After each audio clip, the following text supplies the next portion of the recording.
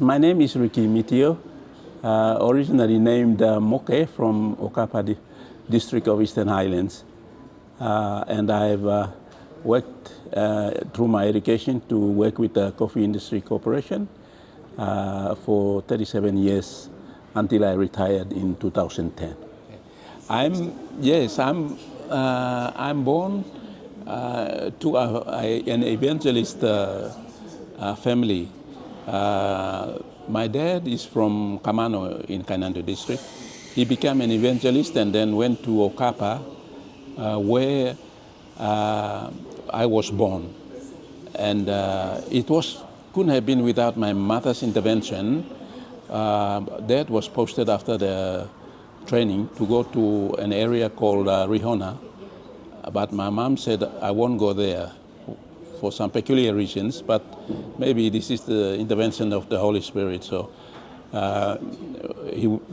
Dad went back and told the missionary that, no, my wife doesn't want to go there. So they posted him to Okapa. And where they settled, the government went and settled and set up a school there.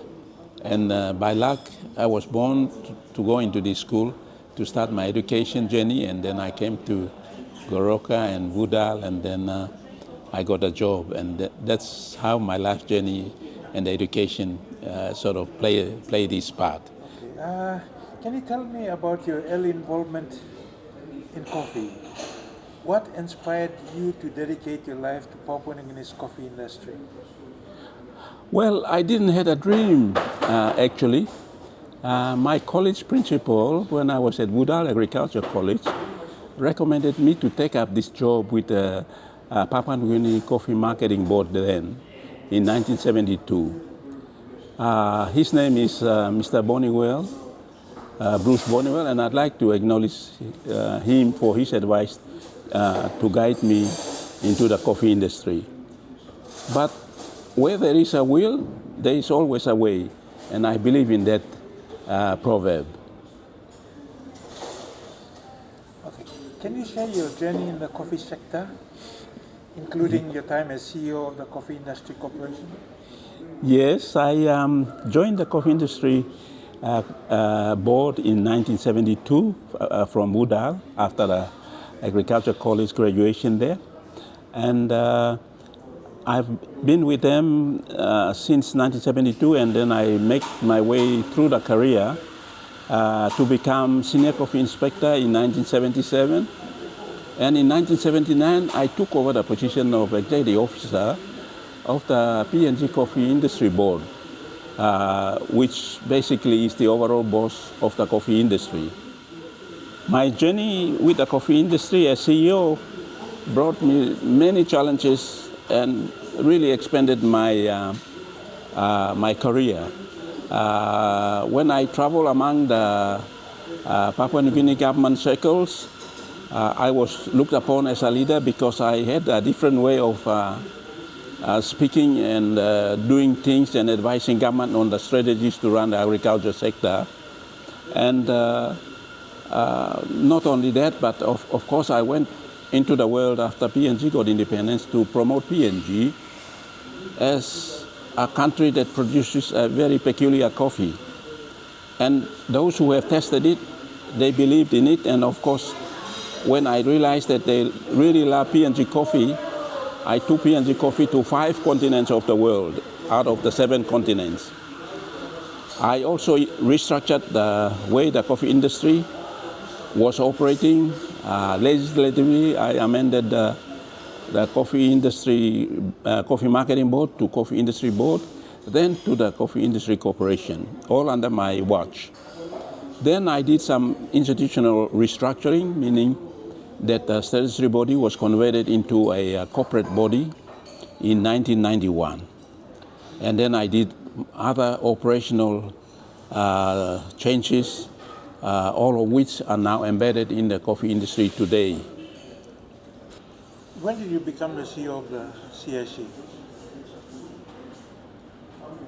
1979, I took over from then colonial public servant Barry Bill, who was going finished. And of course, they didn't prepare me well because only that was very sudden. And they threw me into the seat, and then I have to learn how to manage the coffee industry, particularly the complex exporting sector, as well as the white man's driven plantation sector, who were always aggressive against me. But I always keep my cool and manage them with humble regulatory policy guidelines to guide them through those years. Coffee is a major export for Papua New Guinea. Yes. How has the industry evolved over the past 50 years of independence? Well, coffee is a foreigner to Papua New Guinea. It's not a native plant in PNG, but it quickly found its space very well among our rural communities. And in some way, I had a lot to do with that because I took it into the interior of highlands of PNG to get them to grow coffee. And then with the coffee, they found out that they were able to exchange it for something called money. And of course, money was enabled them to buy all these new cargoes that were brought in by, at that time, in the 1960s and 70s, they called tin fish and rice and all that. Well, money, you could buy all these things. So coffee immediately settled down into the lifestyle of the rural population. Because coffee for money culture that I promoted during those days really embraced by the rural people in Papua New Guinea, Momase region, and Sepik and so on.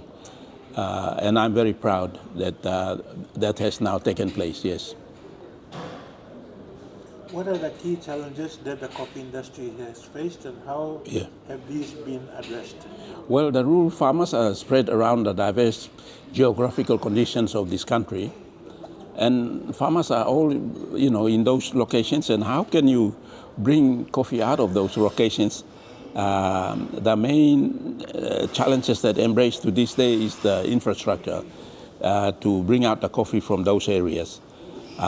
It's sad, but road infrastructure remains the main barrier to this day.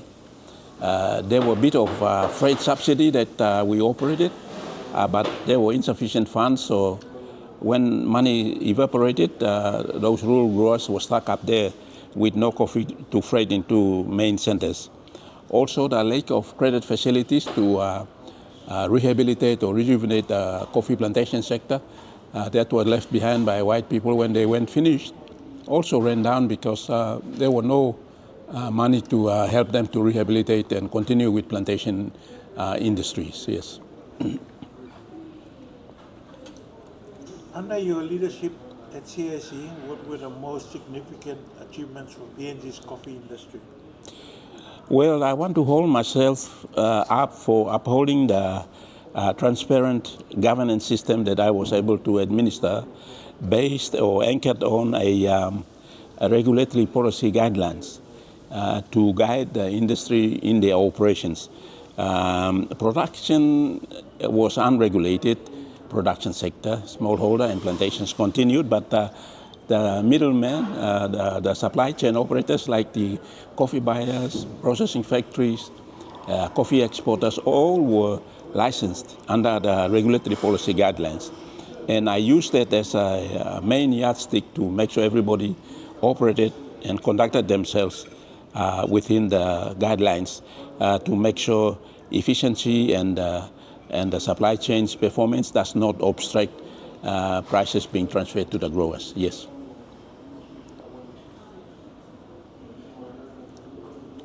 How did the initiatives you implemented impact smallholder farmers and rural communities?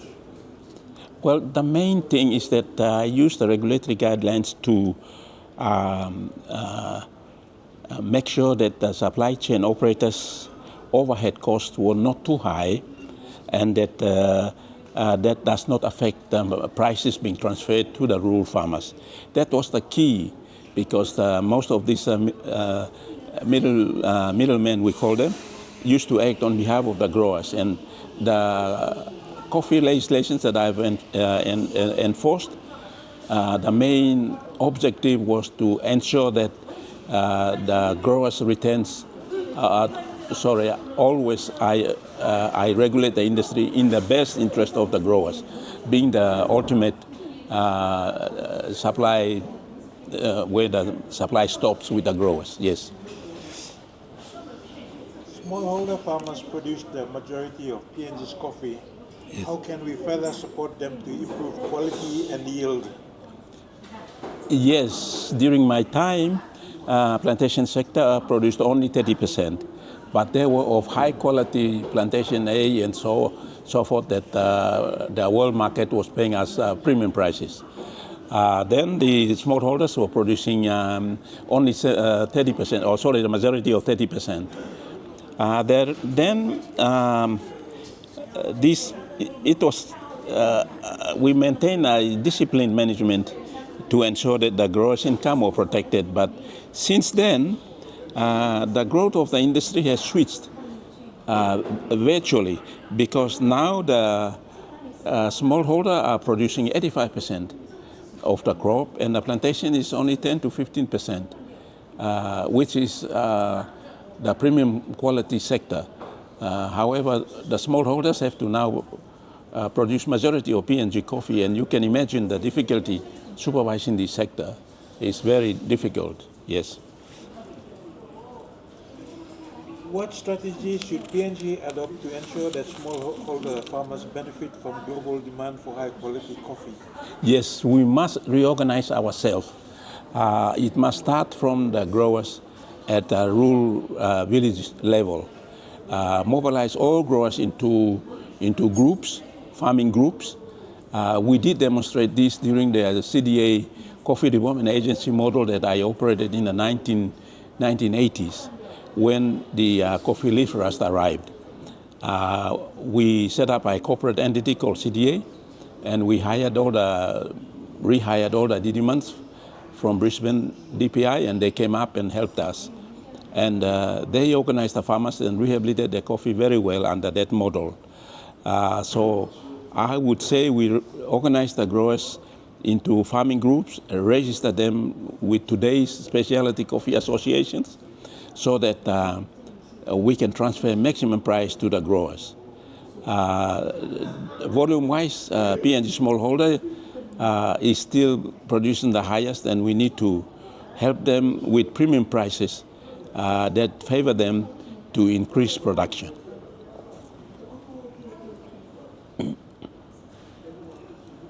What are your thoughts on sustainable coffee farming in PNG? How can the industry ensure long-term growth while protecting the environment? Yes, coffee gave independence to Papua New Guinea. That statement is correct. While PNG was educating themselves on political level, coffee gave a lot of people in the rural areas ability to sustain their own lives. And I'm proud to stand to say this, having contributed, play a part in contributing to the people's welfare. Personally, I have contributed directly to the sustainability of PNG economy as a young country. Recently, Sejay passed on. He was the papa of Kina and Toya, I recall. And he set up the Bank of PNG, and then he asked me, how can he regulate this new money? And I said, please make sure that Kina is equivalent to the dollar, US dollar, because our foreign exchange are always based on US dollars. And he actually upheld our advice from the agriculture sector to make sure that coffee, cacao, and copra exports, later on oil palm came. We contributed together to sustain the value of the Kina, supplemented the bougainville copper export revenue from gold and copper. Yes. Mr. Mitio, this year Papua New Guinea turns 50. Yes. What does this milestone mean to you personally and to the coffee industry? Well, I would have hoped when I was a young man, I joined the native Papua New Guinea, what you call public servants, and we contributed towards growing the nation. And most of my colleagues have died, and I'm still standing. Looking back, I'd say, yes, we have carried the nation forward using the good governance systems and processes of the government, business, and we stood by those regulatory requirements of the country to make sure that it withstood the test of times, and especially in the difficult times.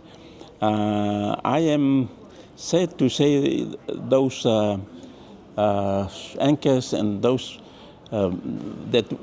strengths that we have built seem to have is breaking down and is diminishing, and the political system of the government seems to be overtaking administrative and governance system, or undermining it, or blocking it, if I can say it that way, to the extent that the business and other social services are severely affected.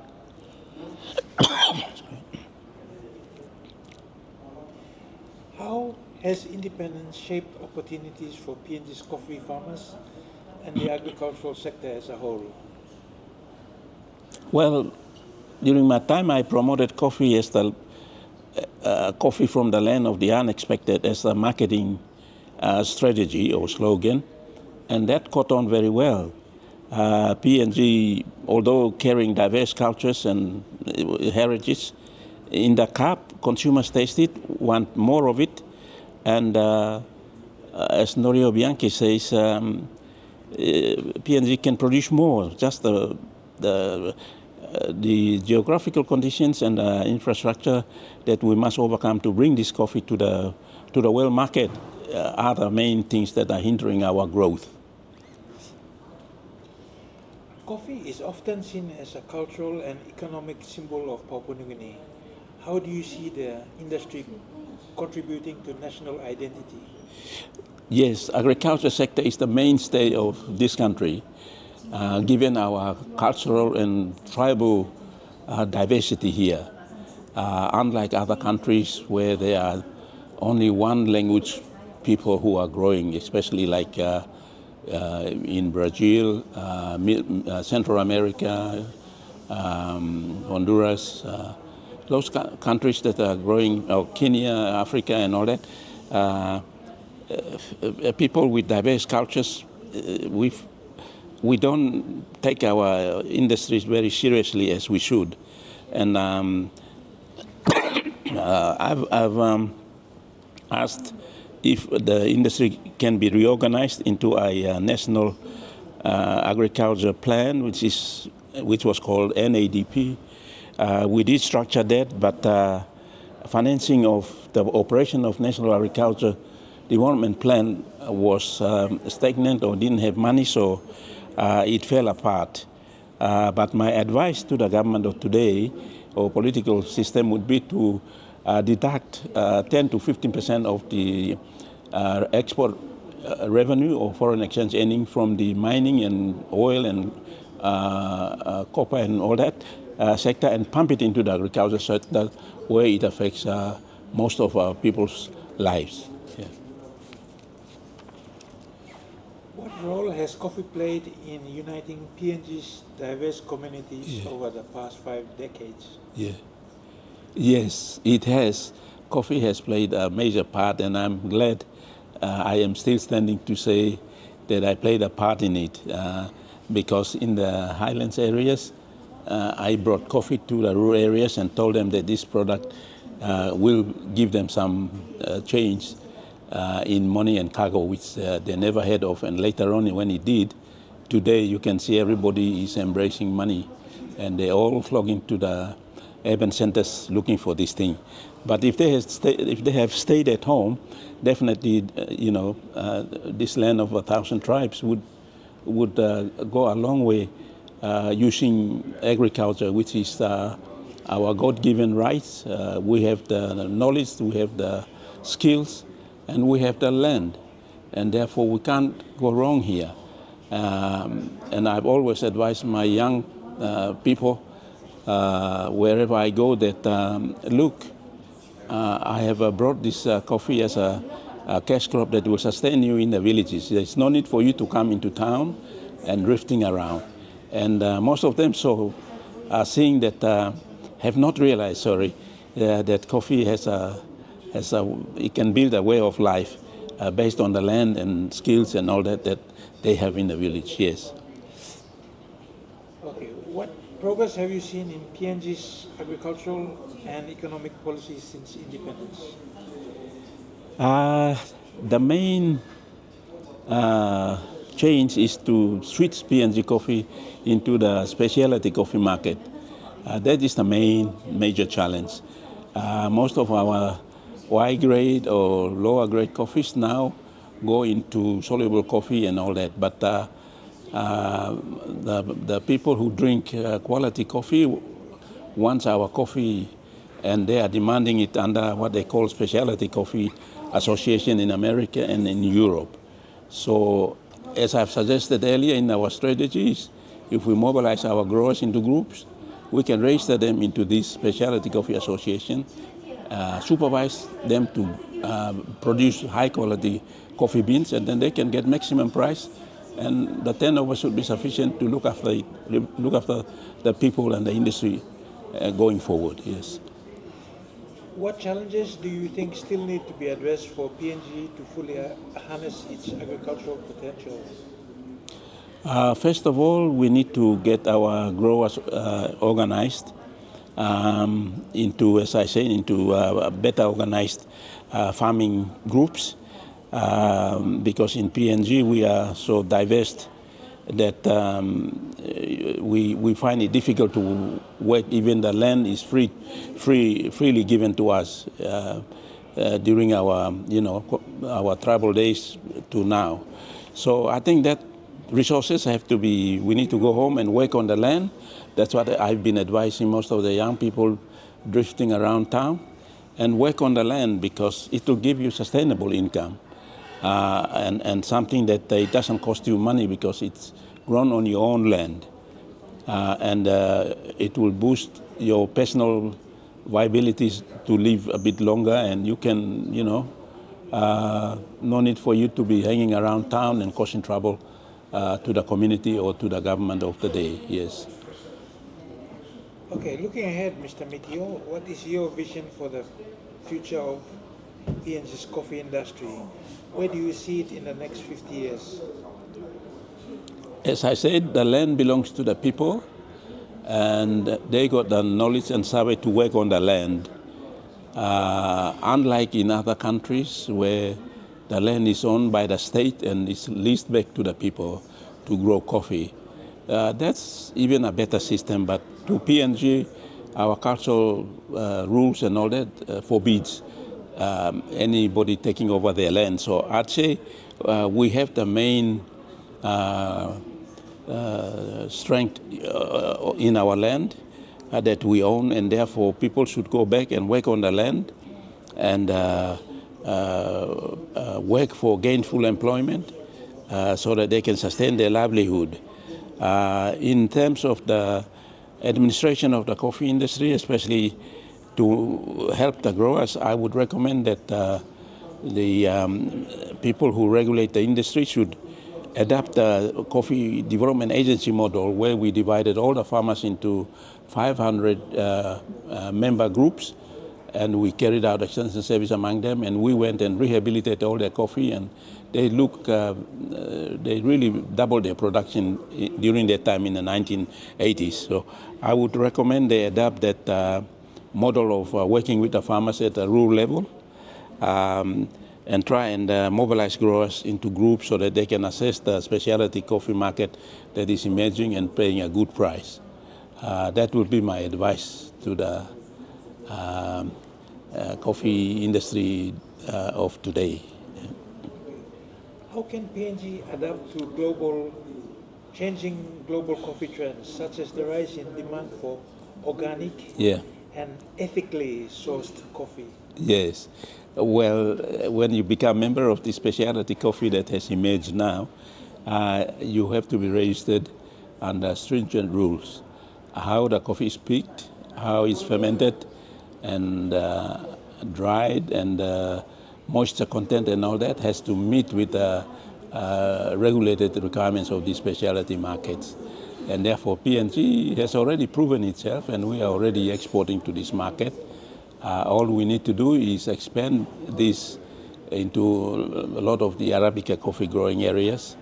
I say Arabica because the Robusta is not suitable for these organic coffee markets. It's only for mixing with and making soluble coffee. So we got that potential. So I'd say we should expand on that and improve the planting capacity of the rural farmers and then mobilize them to bring it to the market.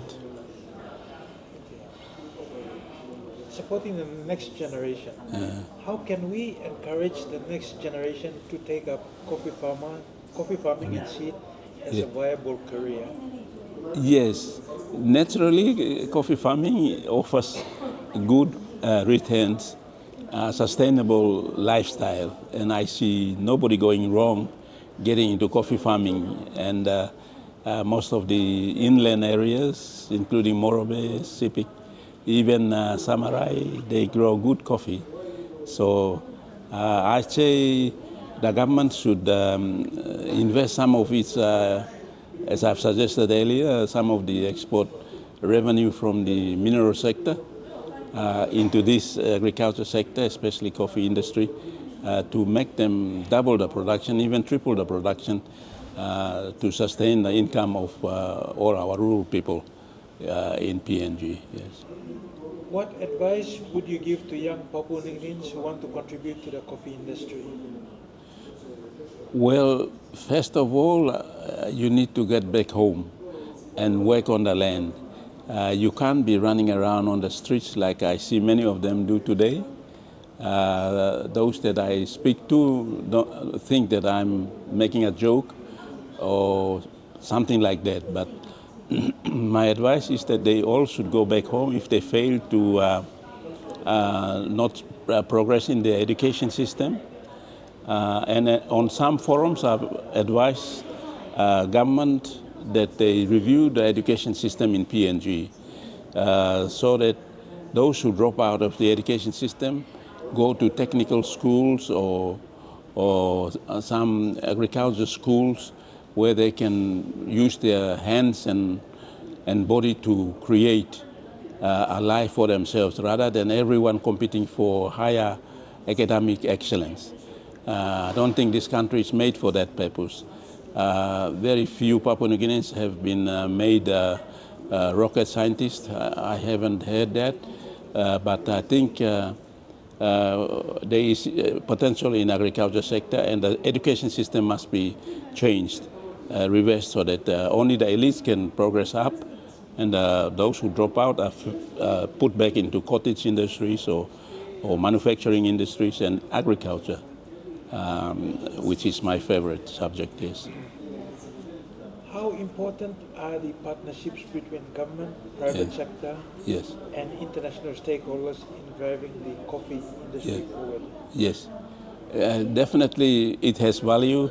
During my term in office, I have used OSAID a lot, and I brought back all the demands from Papua New Guinea who had developed agriculture system in PNG.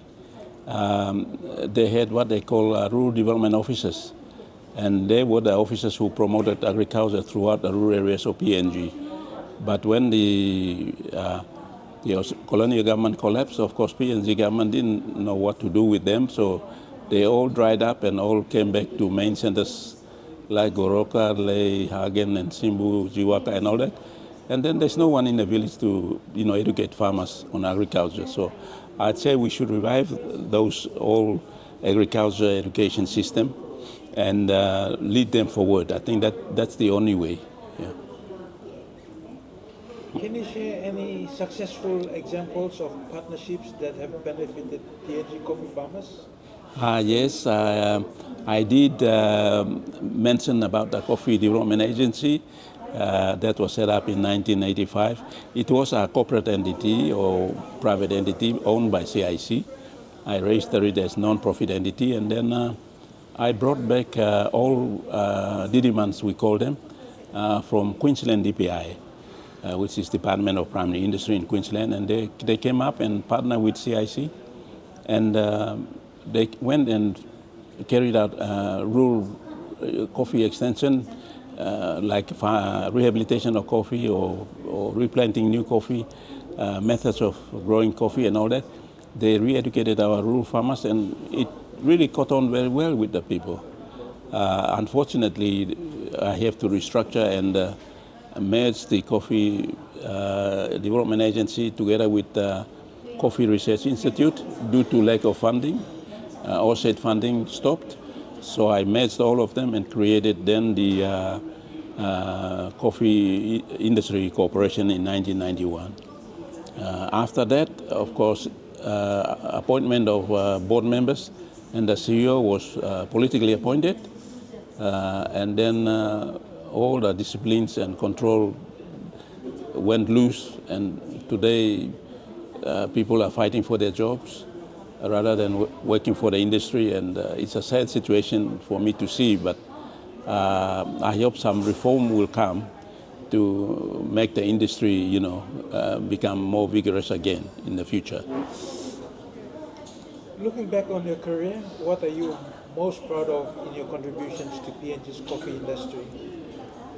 Yes, I think I have upheld the governance of the industry very well because everybody operated under a proper care, under the proper rules, and everybody operated with self-discipline in coffee exporting, coffee processing, right down to growing as well. So there was a disciplined governance system in place, and I'm proud I operated under that system. And the way I came through, not many respected that, because some were working against me.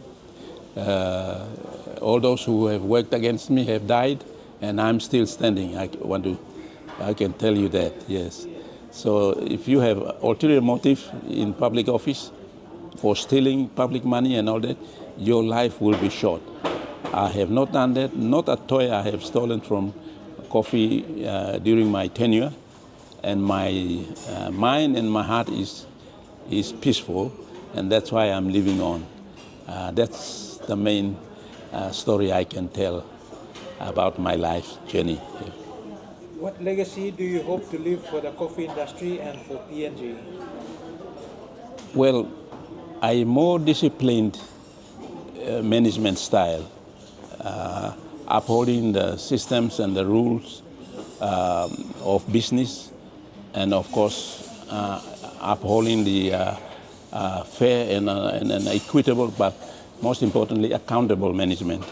And as the Public Accounts Committee endorsed my management style, when you read my book, you will see that in 2008, I think it was, the Public Accounts Committee gave full credit for full accountable management, financial management practice under Public Finance Management Act that I have upheld. So yes, it's maintaining the good governance and transparency and financial accountability are key to managing a public institutions like the Coffee Industry Corporation that I've managed. Okay, as Papua New Guinea celebrates 50 years of independence, what message would you like to share with the people of PNG, Yes. particularly those involved in the coffee sector? Yes. To my coffee growers and our supply chain supporters like exporters, processors, coffee buyers who roam the rural areas to bring in coffee, not forgetting value-added coffee roasters in PNG. I acknowledge you all for your contribution to PNG economy. Pioneers who have played their role, most have gone, but there are few standing. Jack Amos in Morobe, Lay has died, but Pharaoh Yasona is still surviving in Canaan too. There are few in Kundiawa, the Simbu Coffee legacy I worked with, and then also the Wagi Valley. There was the big Wagi plantations that we worked with to sustain plantations in the Wagi Valley. Up in Hagen, of course, Pukma Coffee and his team were the ones who also took over a huge plantation called Guman's Plantation, and they have managed the industry up there very well. And I'm glad to say that the industry is now expanding into Meditari, Tuhela, and Enga, and also the other areas in the East Sipics and Morobe in particular. They are also expanding, and new areas in Central Province and Milne Bay. I wish all my growers down in size 28 country. I was small like them, and they accepted me very well. I acknowledge you all down there. So I wish the industry has set a good foundation. I have set a good foundation for growth, and I would look forward to younger generation taking on the new challenges for marketing coffee, especially with improved electronic aids of telephones and phones that you can communicate much faster than I did in the old days. Yes. So yes, I've done what I can. The foundation is laid. It's now up to the young generation to take it on from here in the next 50 years after we eclipse the 50th anniversary. Thank you. How can coffee play a role in shaping PNG's future as a self-reliant and prosperous nation? Yes, coffee can play a role because we've done that. As I demonstrated, the highlands and other Morobe inland and so on, coffee opened them all up, including Oro province. Coffee cooperative societies, they played a part in bringing income to the rural people. And I don't think anyone can go wrong if you work and live on coffee as a sustainable income, and you produce coffee for a market that is now on great demand, especially shifting into the specialty coffee market. Yeah.